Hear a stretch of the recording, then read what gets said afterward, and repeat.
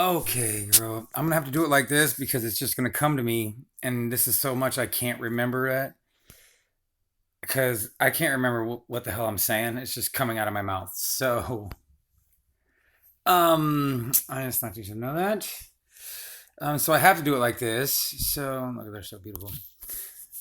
But I'll just send it to you. So what we're gonna do is go to Messenger. I got you in there. And we're gonna start from the top, so I can just go down and I'll be able to say the first thing that comes to me, which is usually the right answer. If I try to redo it over and over, it's not going to work. So let me see what I'm going to say. So I'm going to start. Okay, so here goes part one. I'm swimming in an ocean. I'm swimming near the floor of the ocean. So right then and there, you've gone to the limits of whatever situation you're in right now. You've reached your limit there. You can go no farther. Um, I noticed I can breathe underwater and thought to myself, wow, this is cool. I began to look around because it's super bright, almost fake looking, light everywhere. On the ocean floor, I see huge diamonds, crystals, and gems of all colors and sizes. Let's stop there. So you can breathe underwater. You're going to notice, you're about to see that you can do the impossible. And you realize it too. You actually realize it. So you begin to look around and it's super bright. You begin to see like bright light everywhere.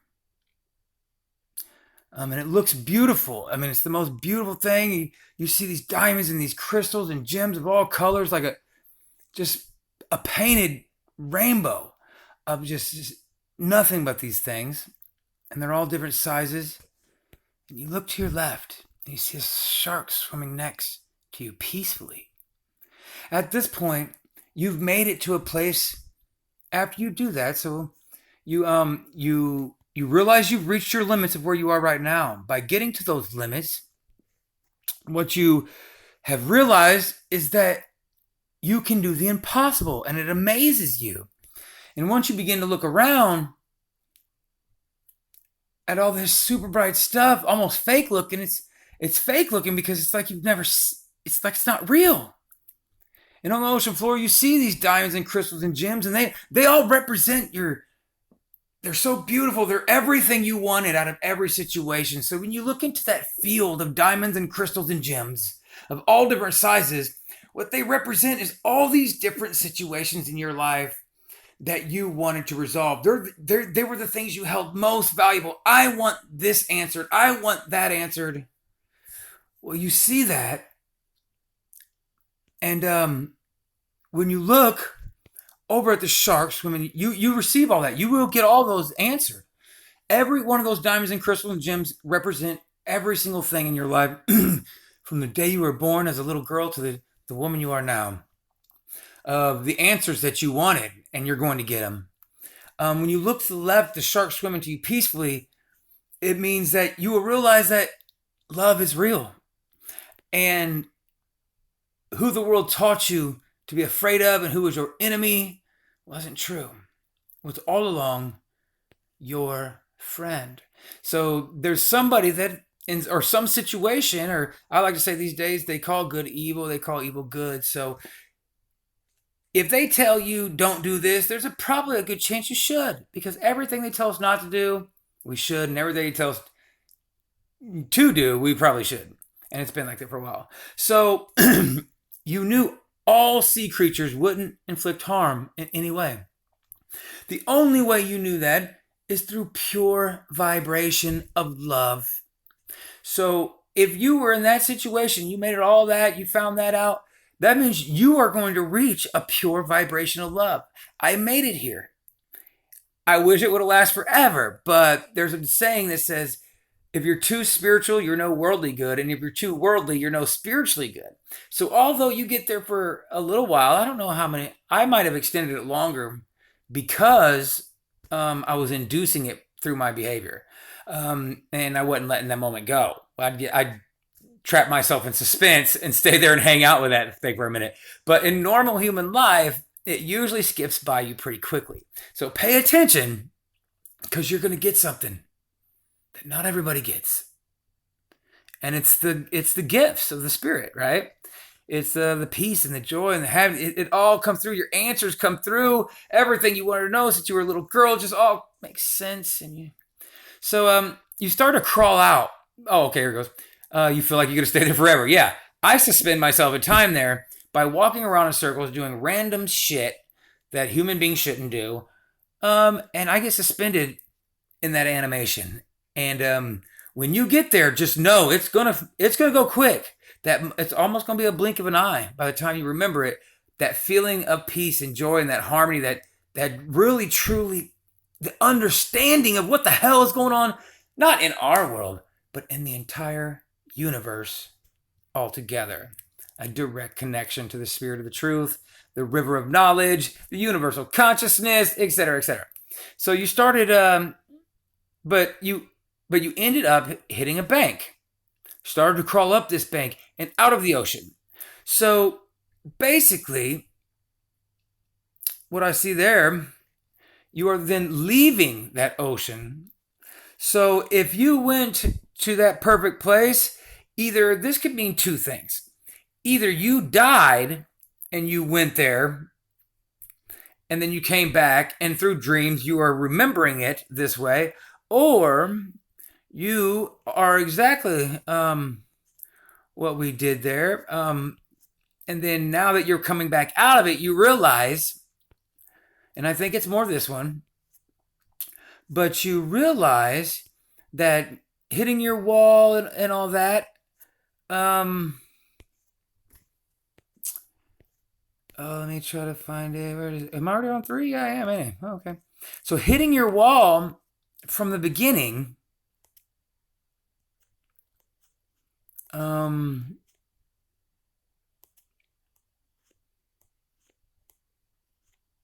hitting your wall from the beginning. I'm still up here.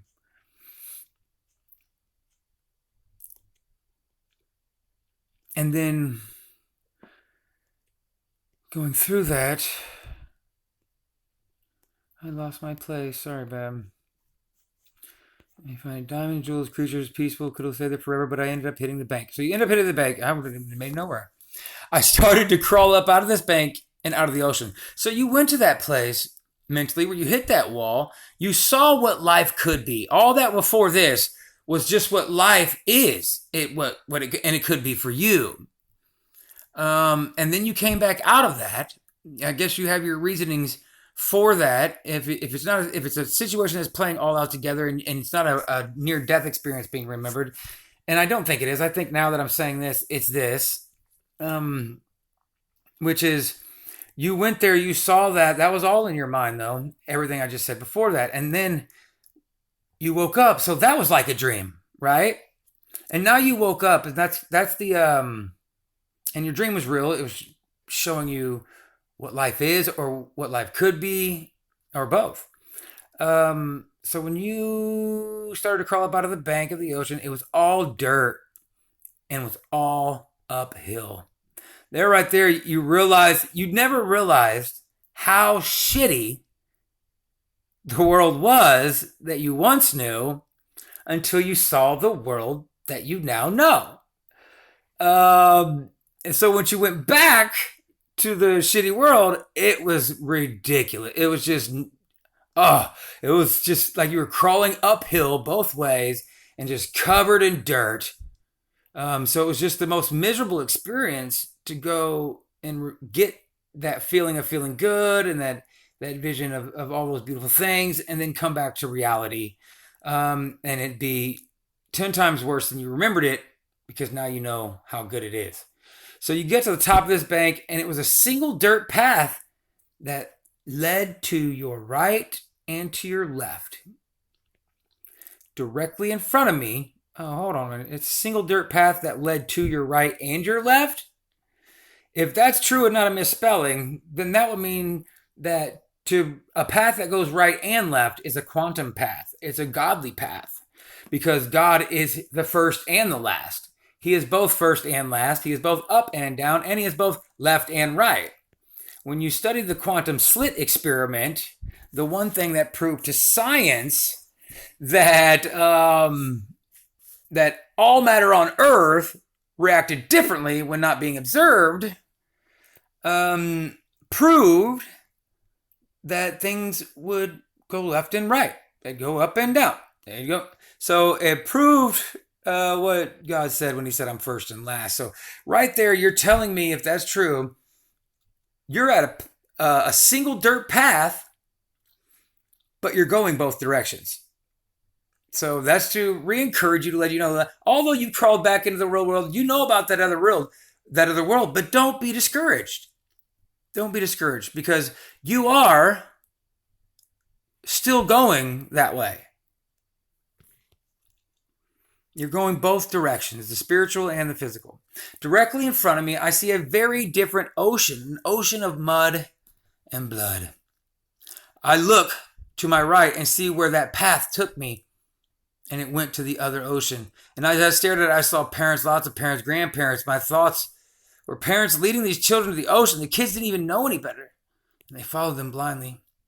The kids were happy and just following them into the water. I looked out and saw sharks and other creatures waiting for them to get into the water so they could devour them.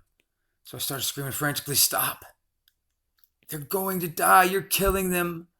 I'm waving my arms and jumping around and trying to get their attention, but never got it.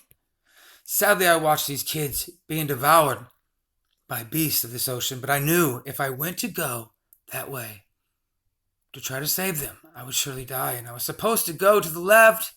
So I cried and walked left. The dirt path was just wide enough for my 2 feet to walk down. Otherwise, the sides drop off into these oceans. I didn't fear this path. I looked to my left while on this path and saw beauty. And then I looked to my right and reddish black skies and a horrendous ocean, and I walked straight onto the next part. So right there, when you were walking back, you were leaving from that future, that possible future of beauty, and you were going back to the future that it could be of destruction. And so with both those roads, we're at this point where we can go both ways. And I just did a thing about America on this exact same thing, where we can go. We're at that point. I said that. We're at that point where we can go both ways. We can either go the heavenly, peaceful, beautiful way,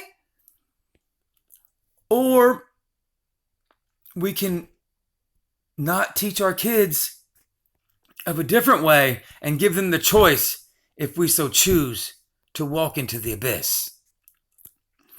So you're feeling helpless as a mother, because you can't save those babies. And those parents aren't going to listen. And it's terrible, and you don't know what you should do. And on that one right there, that's one of those things that no one can tell you what you should do. That's one of those things you have to reach to the core of your being and be clever and be kind and be patient. Don't do whatever you've seen me do. Whatever you've seen me do, do the opposite of that. And just be persistent, and you will be able to help those babies. You'll be able to help the parents. The problem is, as a mother, you're looking to save the babies. You don't need to save the babies. You got to inform the parents. The parents save the babies. There's too many babies to try and convince. Did you ever talk to one? Of course you have. So right here we got the bad ocean, your path, front view, and the good ocean. You see, right here in this picture, are you coming out of the door, or are you going into the door? I'm going to go ahead, for the sake of the conversation, I'm going to talk from both ends, because in quantum, it could be left and right. It could be both ways. It could be neither one. So I'm assuming that you see these people over that lake. You got your front view path, bad ocean on one side. So the good ocean is the future we can have.